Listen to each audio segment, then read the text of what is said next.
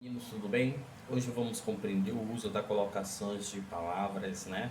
Que dá o sentido de pronominal ao uso da língua portuguesa, né? A gramática, como já trabalhamos na aula anterior, vimos a estrutura de uso de palavras, né? Que são correta e coerente, né? Que seja composta. Hoje vamos compreender um pouco dessa colocação pronominal. A colocação pronominal indica a posição dos pronomes átonos, que é no caso mi, nus, ti, vós, si, us ou ó, né? As ou a, li, lis, né? E que dá um sentido à relação ao verbo, do que resultam o proclírice, né? E mesoclírice. E também, claro, que a inclise dá o sentido da gramática do português. Claro que antes de entender como cada um de caso pode ser entendido e pode ser usado, né? A primeira regra é a colocação pronominal é feita com base de prioridades. O caso tem mais prioridade é a proclírice e se nenhuma das situações satisfazem, né, o uso utilizada é enclise. Lembrando que a menoclise somente é utilizada em verbos no futuro, no presente e futuro do pretérito. O proclírice, né? Claro que ela é colocado antes do verbo, que isso acontece quando a oração contém a palavra que atrai o pronome. A primeira palavra expressa uma negação, tais como não, ninguém, nunca. Não o quero ver. Nunca o vi assim. Pronome relativo, que, quem, quando, que, quem, quando, indefinidos que vêm alguém, ninguém, tudo, e demonstrativos este, esse, isto. Observe essa frase. Foi ela que o fez. Alguns lhe deram maus conselhos. Isso me lembra algo. Essa colocação das palavras que, alguns, isso.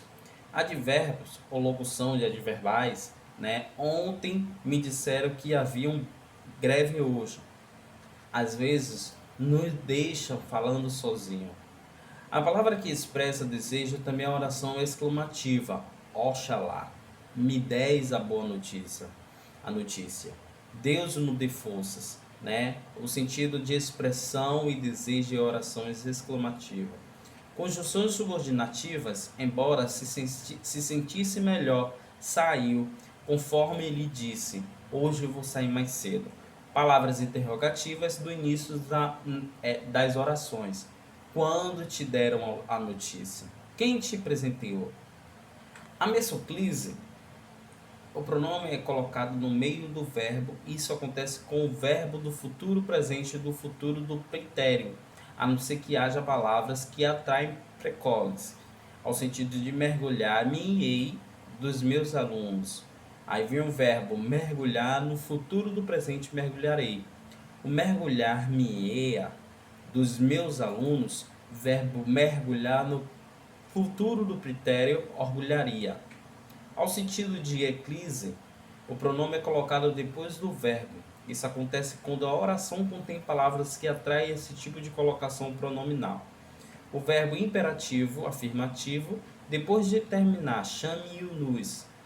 Para começar, joguem-lhes a bola. Joguem-lhes é já o verbo imperativo afirmativo. Verbo infinitivo impessoal, gostaria de pentear-te à minha maneira. O seu maior sonho é casar-se. Pentear-se, né?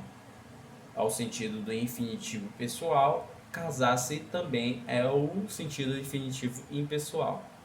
Esse é o uso da colocação. Já a colocação do pronominal na locução verbais, observamos que no exemplo que eu dei, dá para a gente entender que a locução ela é lembrado que regras citadas para os verbos na forma simples devem ser seguidas. Primeiro, a gente usa eclipse depois do verbo auxiliar ou depois do verbo principal nas orações verbais em que o verbo principal esteja no infinitivo ou no gerúndio, né? Devolvendo-lhe explicação o que se passou. Eclise depois do verbo auxiliar devo. devo explicação de o que se passou. Eclese, depois do verbo principal, explicar. Aí dá o sentido a esta colocação pronominal. Bom, assim vocês dá para compreender o sentido da colocação pronominal, o uso das palavras e formações conceituadas. Vou pedir para que vocês abram na página do livro 46 a 52, para que vocês se familiarizem um pouco com o sentido dos vocabulários do português, tá? E façam essa atividade e atividade complementar no caderno, ok? Qualquer dúvida é só falar. Um grande abraço.